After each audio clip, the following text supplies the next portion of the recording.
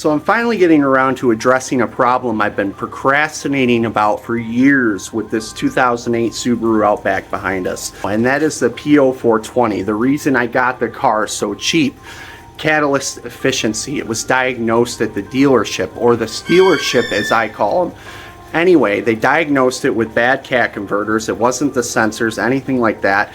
And the cats on this thing are more than the entire car's blue book value times like 10. So I've been procrastinating, putting it off for years. I've got multiple inspection tickets. I can't get the damn thing inspected because I live in New York State, where you have to pass an emissions test, not a smog test at least, but at least an emissions test where they plug it in to their monitor, and the computer in the car tells them whether, hey, I'm okay, I'm good, I'm not polluting, everything's fine, all my sensors, my cats, or everything like that are working great, or it's going to tell on you and say, something's wrong and he needs to fix me.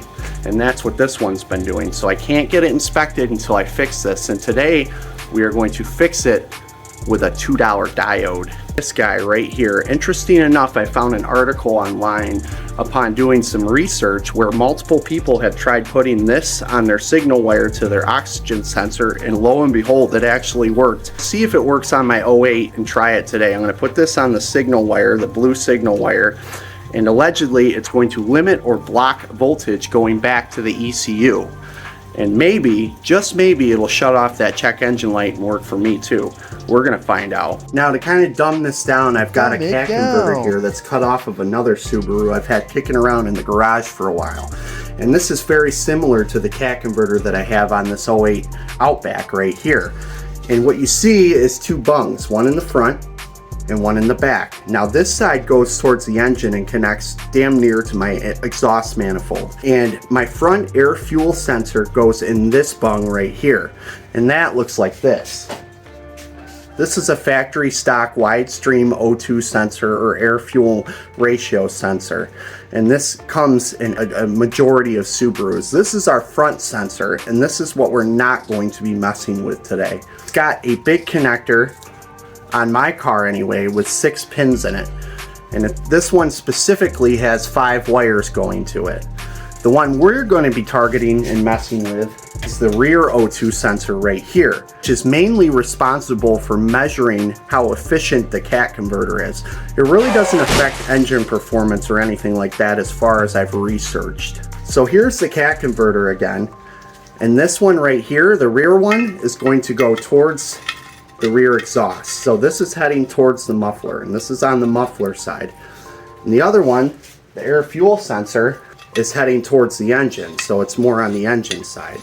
And once again, we're going to be leaving this one alone, and we're going to be playing with this one here in the rear with the 4 wires. Now in my specific case, my rear downstream O2 sensor has a white wire, it has 2 blacks, and it has a blue.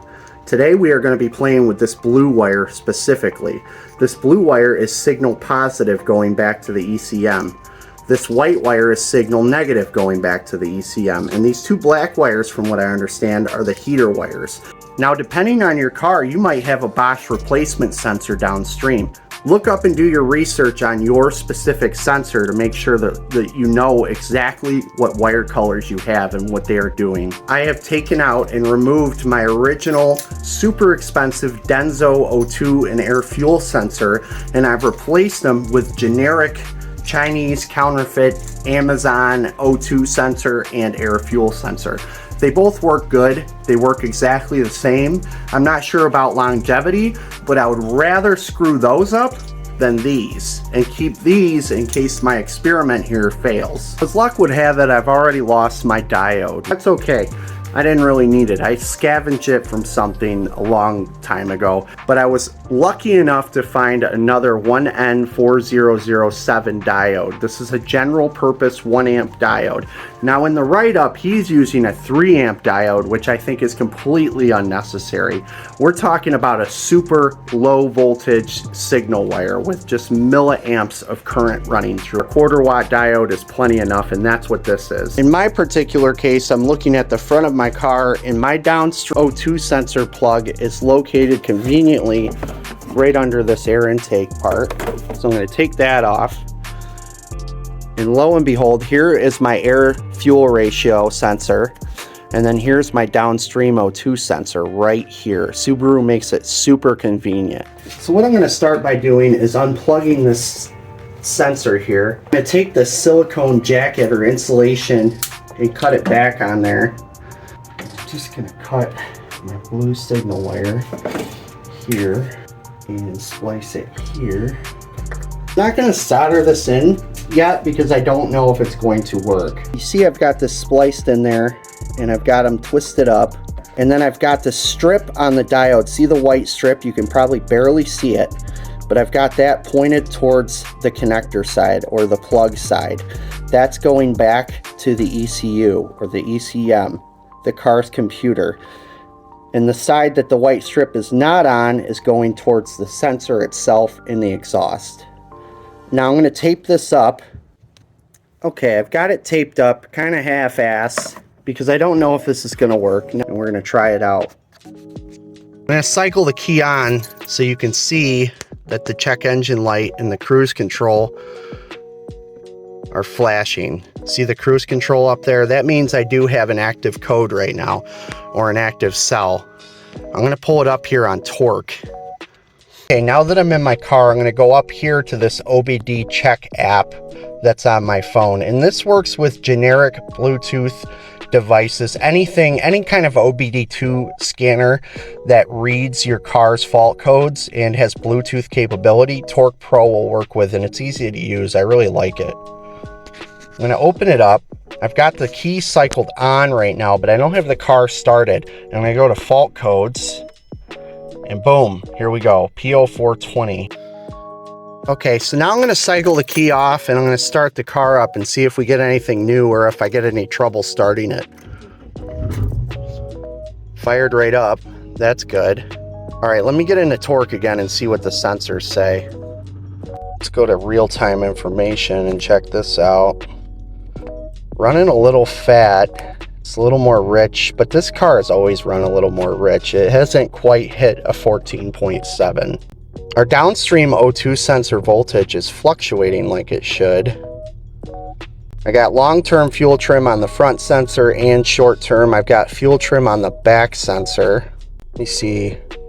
Catalyst complete. These are all the tests that the car runs. So it's cycled through all of its tests. It's done fuel system, components, catalyst. It's done O2 sensors, everything. And run fault codes one more time. Refresh. Yep, still P0420. I'm going to reset my fault codes and see if that helps anything. Clear faults on ECU. Okay. Clearing. Check engine light is gone now temporarily. Now, what the car is going to do as I drive for a while, it's going to cycle through all of its tests again. And if the code is still there, if it still finds a fault in the catalyst efficiency system, the code's just going to pop right back up. I'm not permanently deleting any codes or anything like that. See all my incompletes? So O2 sensor is incomplete, O2 sensor heater, EGR, catalyst, all of that. It's all incomplete. So I have to drive for about 50 miles now for this to reset and cycle through all of its tests again. So evidently I'm going to have to do a lot of driving. One commenter on one of the forums with the diode trick said that they had to drive 400 miles and reset their ECU multiple times for the P0420 to finally go away and everything to be cleared as ready. All right, I've been driving about 27 miles. That's that 27 that you see on the screen. That's miles since I refreshed the codes or reset them. I don't have a check engine light, but I'm running a little fat. I'm running a little rich, I'm noticing. My fuel trim for the downstream O2 sensor is pegged around -7. And I still have an incomplete on my evap and my catalyst. Also, I have a pending code, but it's different. It's weird.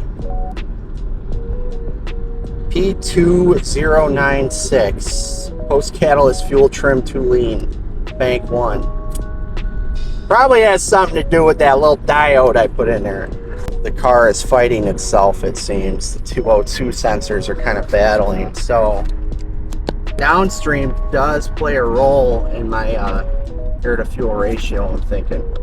So I just got back from that first test drive that was like 30 miles, and I took the diode out completely because I don't have faith that it's going to clear eventually. I think it's just going to continue to run super rich and be funky and throw P2096 codes or whatever that was. Anyway, I'm going to measure and make sure that this is the right wire too, that this is my signal wire. I'm going to see if I can get a voltage that varies slightly or changes and doesn't remain the same. I want to make sure that this isn't my reference voltage wire, and I just want to make sure I'm into the right wire here. So I'm getting a 0.7. It's went up from 0.6, so I am into the right wire. What's the next day? I'm coming back from my client's house, and that code completely cleared. There's no fault codes for lean. That P02 whatever it was from yesterday, that lean one. And check this out. I'm sorry, I'm driving and trying to do this. The catalyst is complete, and I don't have a check engine light at all. So there must be some kind of glitch right now to where the car thinks its cat converter is good, because I temporarily had that diode on there, and I've removed the diode and I've drove like 14 miles without it on there, so it's normal right now. Oh my god, everything's complete.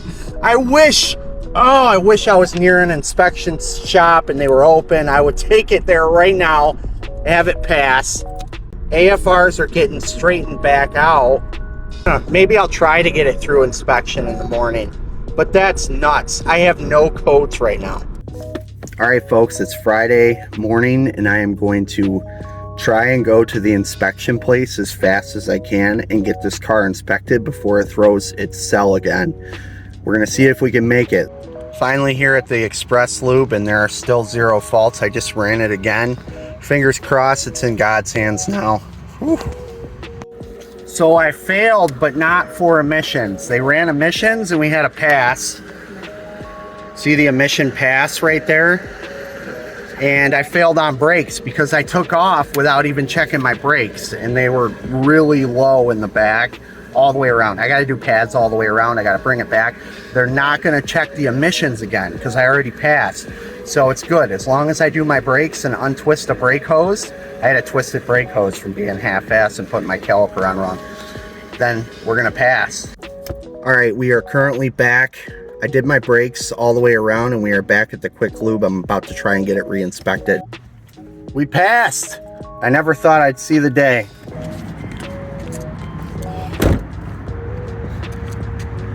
That's pretty. I can't believe it. They didn't even look at it the second time either. They didn't rerun it. They just checked my brakes, barely. They didn't put it up on the lift, and passed it. So we're good. I couldn't believe that happened. I really can't believe it.